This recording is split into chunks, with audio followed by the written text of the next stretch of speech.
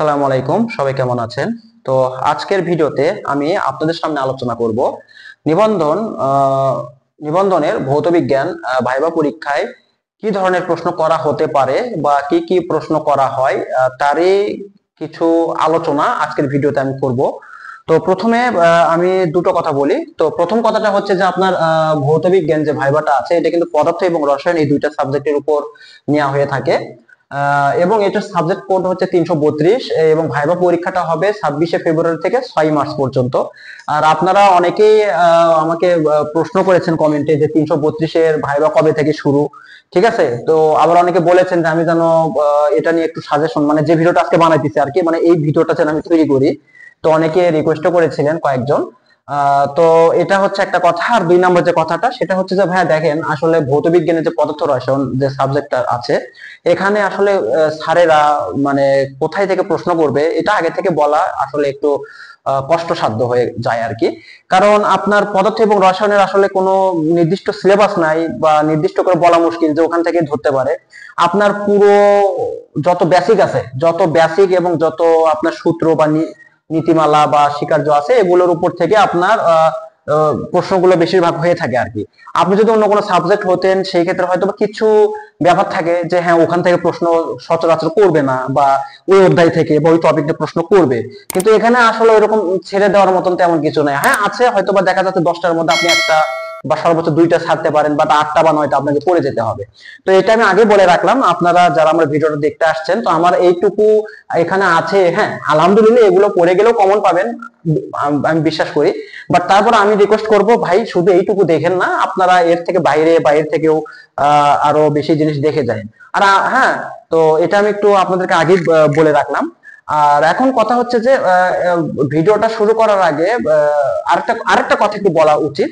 আমি একটা নির্দিষ্ট অ্যাঙ্গেলে যেহেতু ক্যামেরাটা রাখছি আপনারা হয়তো বা ক্লিয়ার বুঝতে পারতেছেন না, আর আলোর বিভিন্ন হয়তোবা সেটআপে একটু সমস্যার কারণে হয়তোবা মানে আলো রিফ্লেক্ট করতে পারে বোর্ড থেকে। তো আপনারা হয়তো অনেকে বুঝতে পারতেছেন না যে আসলে লেখাটা ঠিক কি লিখছি, যেহেতু একটু দূর থেকে ক্যামেরাটা সেট করা। তো আমি এইটার একটা মানে ক্লোজ ভিউ শট নিয়ে আমি আমার একটা ফেসবুক পেজ আছে, লিঙ্কটা আপনারা কমেন্ট বক্সে পাবেন।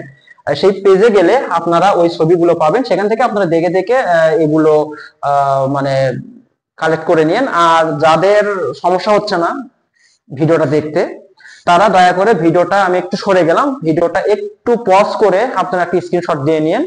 ঠিক আছে, তো মোটামুটি আপনাদের যাদের হাতে সময় কম তারা চাইলে এইটুকুতেও ভিডিওটা দেখে আপনারা ব্যাক করতে পারেন।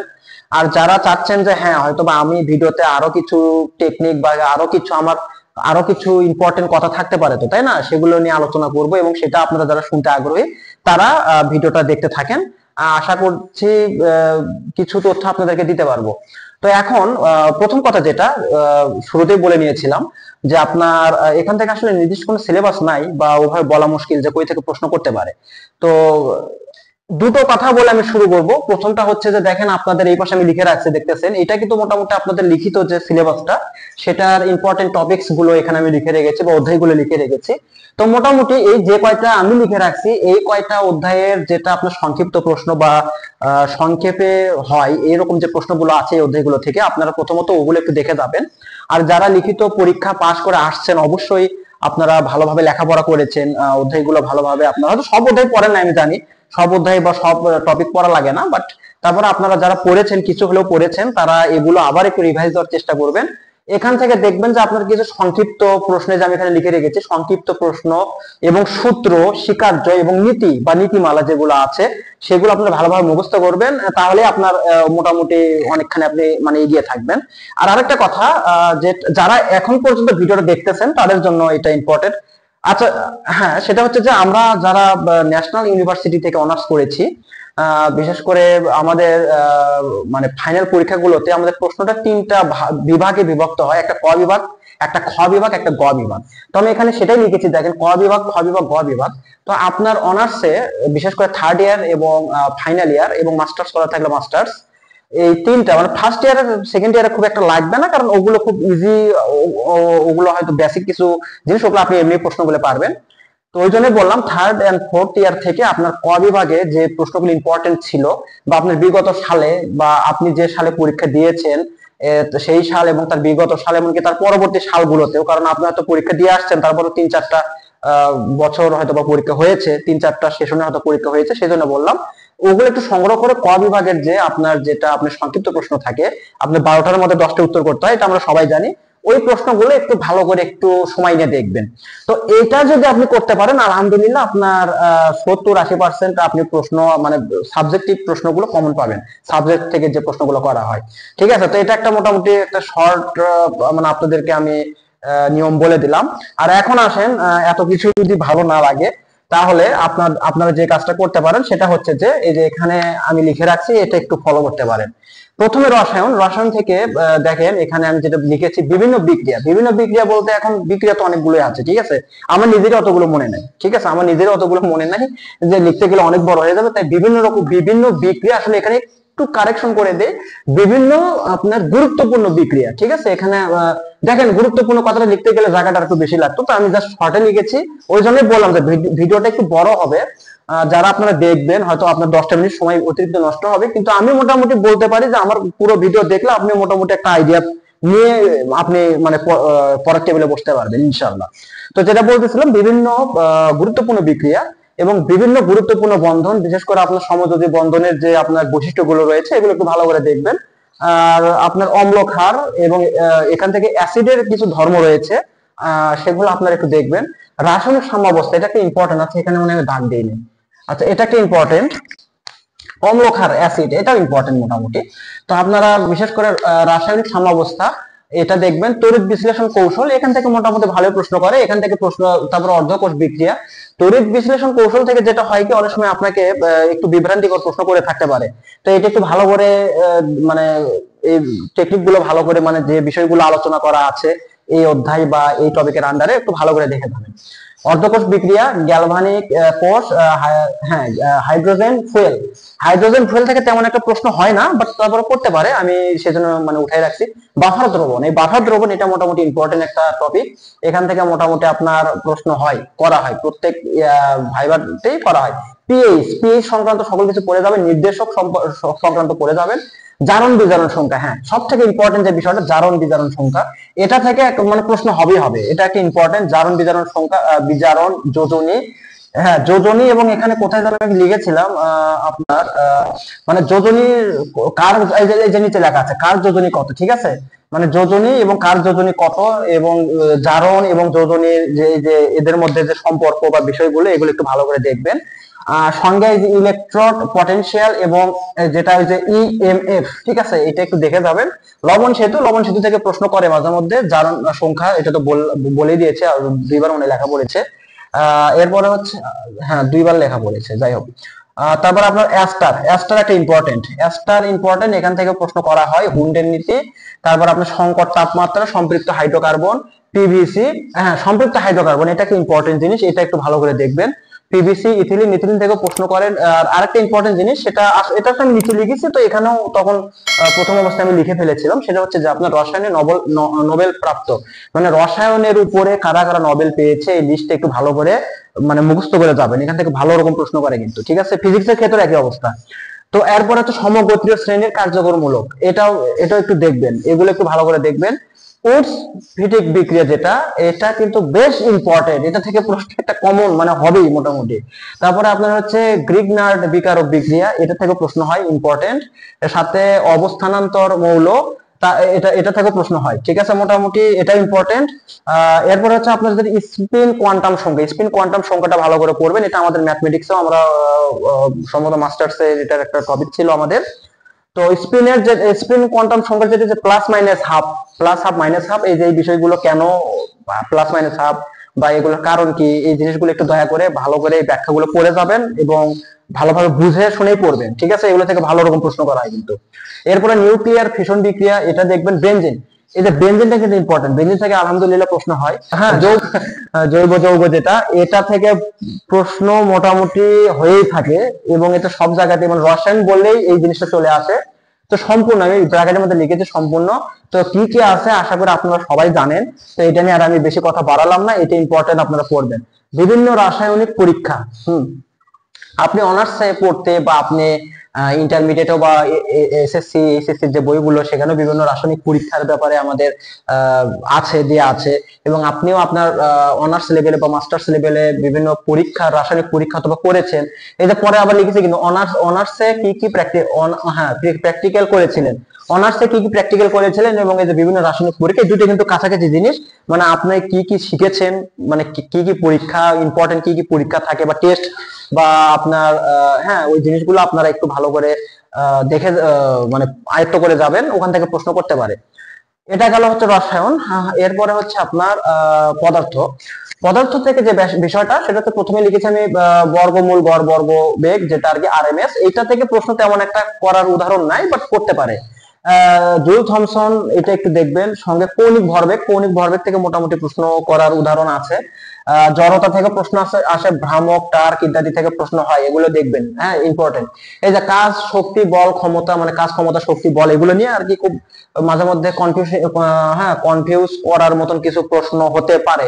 তো এগুলো খুব ভালো করে, এগুলোর যে মানে প্রশ্নগুলো হয়ে থাকে এগুলোর আন্ডারে, ঠিক আছে, এগুলোর একক বা আরো যে বিষয়গুলো, এগুলো একটু ভালো করে দেখবেন। ভেক্টর এবং স্কেলার রাশি, এবং ভেক্টর স্কেলার এবং ডট গুণন আছে, ওটা কিন্তু অনেক সময় করতে দিতে পারে খাতায়, বা আপনাকে হয়তো মুখেও প্রশ্ন করতে পারে। তো স্কেলার, ভেক্টর এবং স্কেলার রাশি, তরঙ্গ ও শব্দ, পর্যাবৃত্ত গতি, সরল দোলক, দোলকের সূত্র সমূহ, এটি ইম্পর্টেন্ট। দোলকের সূত্রগুলো একটু ভালো করে দেখে যাবেন। পর্যাবৃত্ত গতি থেকে প্রশ্ন হয়। পরম তাপমাত্রা, এখান থেকে প্রশ্ন হয়। ক্যালোরিমেট্রি থেকে প্রশ্ন হয়, ঠিক আছে। সঙ্গে গ্যাসের সূত্র সমূহ, আদর্শ গ্যাসের সমীকরণ, আদর্শ গ্যাসের সমীকরণটা একটু ভালো করে দেখবেন, সূত্রগুলো দেখবেন। বাস্তব গ্যাস সমীকরণ, এখান থেকে তেমন একটা প্রশ্নের উদাহরণ নাই। বয়েলের এবং চার্লসের সূত্র, এখান থেকে মোটামুটি প্রশ্ন হয়। গ্যাসের সন্ধি তাপমাত্রা, সন্ধি তাপমাত্রাটা কিন্তু প্রশ্ন করে অনেক সময়, ঠিক আছে। তো এটা একটু আপনারা, মানে যারা পদার্থের ক্ষেত্রে তাদের জন্য বলতেছি, এটা কিন্তু পদার্থের সাইড।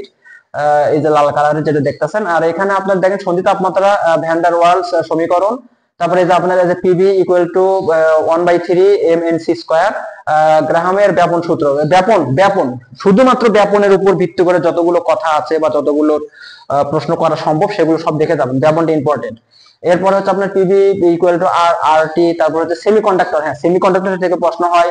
এই যে জার্মেনিয়াম, সিলিকন, এই টপিক থেকে হতে পারে। পি টাইপ ও এন টাইপ সেমিকন্ডাক্টর, এটা ইম্পর্টেন্ট, ঠিক আছে, এটা ইম্পর্টেন্ট, দাগ দেওয়া হয় নাই, এটা ইম্পর্টেন্ট। এখান থেকে বেশ ভালো প্রশ্ন হয়, ঠিক আছে। শব্দ ও আলোর গতি, শব্দ ভালো করে দেখে যাবেন, কোন মাধ্যমে শব্দ এবং আলোর গতি কেমন, তাদের আচরণ কেমন, আলোর আচরণ, শব্দের আচরণ, এগুলো একটু ভালো করে, বা প্রকৃতি, এগুলো একটু ভালো করে দেখবেন, ঠিক আছে, শব্দের প্রকৃতি বা আলোর প্রকৃতি।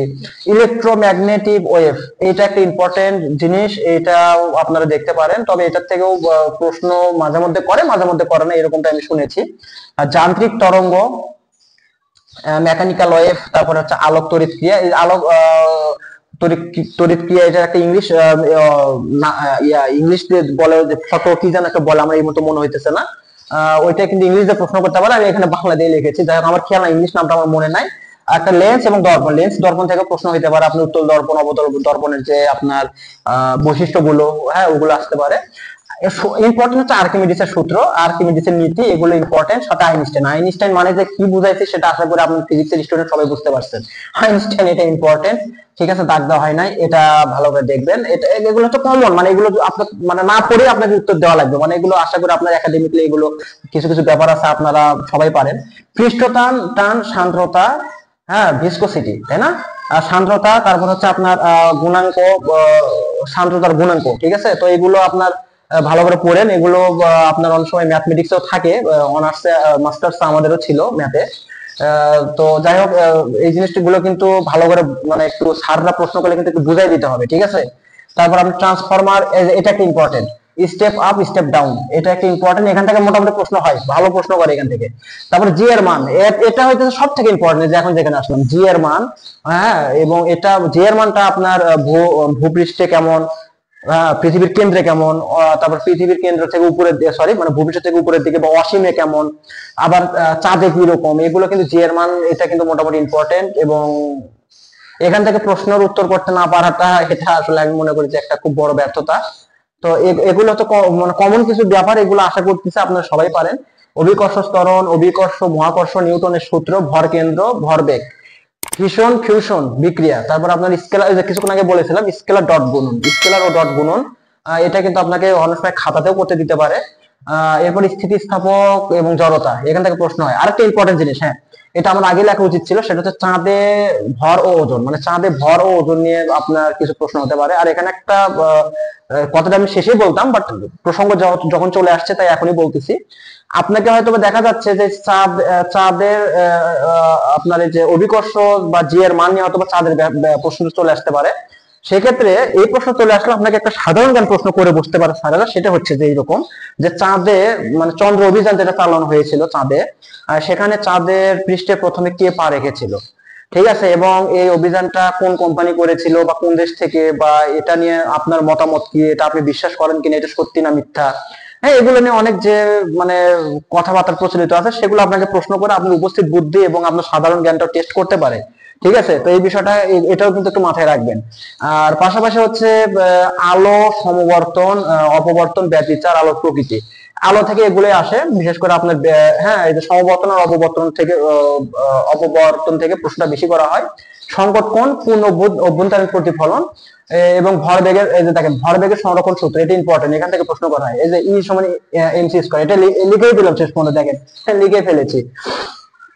তারপর আর্কিমিডিসের নীতি, যে এখানেও বলেছিলাম আর্কিমিডিসের সূত্র ছিল, আর্কিমিডিসের নীতি। তারপর প্যাসকেলের সূত্র ইম্পর্টেন্ট, প্যাসকেলের সূত্র থেকে প্রশ্ন করা হয়। আপেক্ষিকতা কি, আপেক্ষিকতা নিয়ে আপনাকে হয়তো বা প্রশ্ন করতে পারে, এটা সুন্দর করে স্যারদেরকে আপনারা বুঝাই বলবেন। আপেক্ষিকতা কি ইম্পর্টেন্ট টপিক। তার সঙ্গে আছে হচ্ছে আপনার তাপগতিবিদ্যার সূত্র। তারপর আছে আপনার হচ্ছে টার্মিনাল ভেলোসিটি। তারপরে প্রত্যাগামী এবং অপ্রত্যাগামী প্রক্রিয়া, এই যে প্রত্যাগামী ও অপ্রত্যাগামী প্রক্রিয়াটা, এটা থেকে ইম্পর্টেন্ট, এটা থেকে প্রশ্ন করা হয়। ঠিক আছে, এটাতে দাগ দেওয়া হয় নাই, এটা ইম্পর্টেন্ট, এখান থেকে ভালোই প্রশ্ন হয় প্রতি বছর। তেজস্ক্রিয় মৌল, এটা ভালো করে দেখে যাবেন। সূর্যের ভিতরের বিক্রিয়া, মানে সূর্যের ভিতরে কি রকম বিক্রিয়াটা হয়। ঠিক আছে, তারপরে আপনার ওই যে হাইড্রোজেনের যে ব্যাপারগুলো আছে, হাইড্রোজেন বিক্রিয়া, সেগুলো একটু ভালো করে দেখবেন এর সঙ্গে।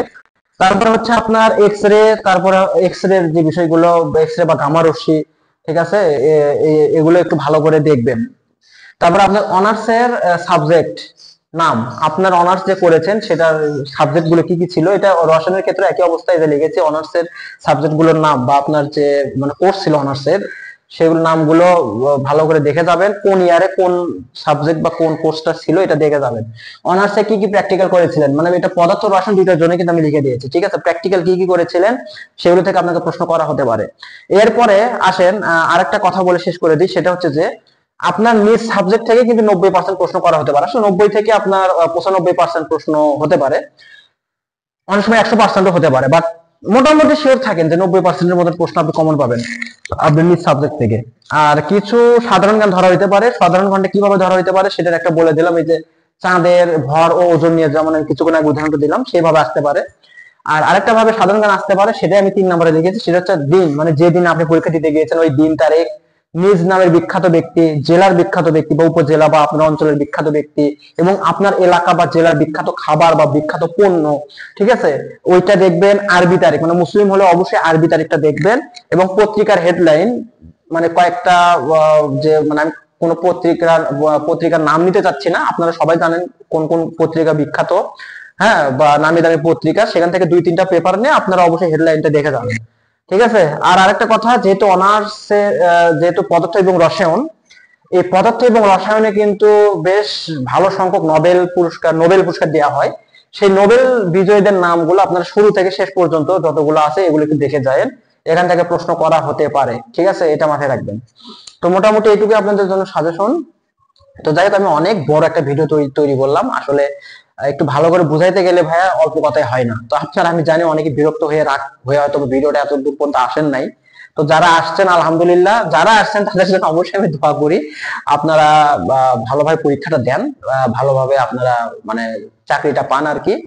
ঠিক আছে, তো আপনার জন্য আমার দোয়া থাকবে। আর আপনারা যাদের এই ভিডিওটা ভালো লাগলো অবশ্যই একটা সাবস্ক্রাইব করবেন। আর হ্যাঁ, ওই শেষবারের মতন বলতেছি, এগুলোর একটা ক্লোজ ভিউ মানে শর্ট নিয়ে সেই ছবিটা আমি আমার ফেসবুক একটা পেজ আছে, সেখানে আমি আপলোড করে দিব, আপনারা সেখান থেকে ছবিগুলো নিয়ে নিন। আর সেই ফেসবুক পেজের লিংকটা আমার ডিসক্রিপশন বক্সে দেওয়া থাকবে, দয়া করে ওখান থেকে মানে পেজটা একটু ভিজিট করেন আর কি। আর লাইক ফলো দেওয়ার দরকার নাই, ওটা আপনাদেরকে আমি জোর করতেছি না, এটা আপনাদের ব্যক্তিগত মানে চয়েস। তো জাস্ট আপনারা সেখান থেকে গিয়ে আমার ছবিগুলো একটু কালেক্ট করে নিন। ঠিক আছে, তো ঠিক আছে প্রিয় ভিউয়ার্স, আজকের মতন এ পর্যন্তই, দেখা হবে নেক্সট কোন একটি ভিডিওতে। ততদিন সবাই ভালো থাকেন।